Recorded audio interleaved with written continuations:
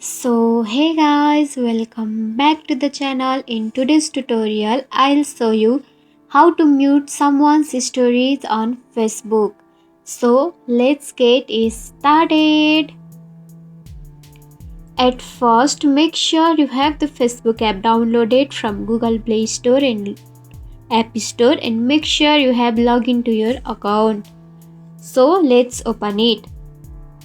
So this is your home page. You can scroll down and see whom stories you want to mute. So I am clicking this person. So tap on it and you can see the options called mute stories. So tap on it and you can set options like for how many times you want to mute his or her stories. Here I am setting on until I unmute it. So you can confirm it by tapping on mute option. So tap on it. Now her stories is mute permanently.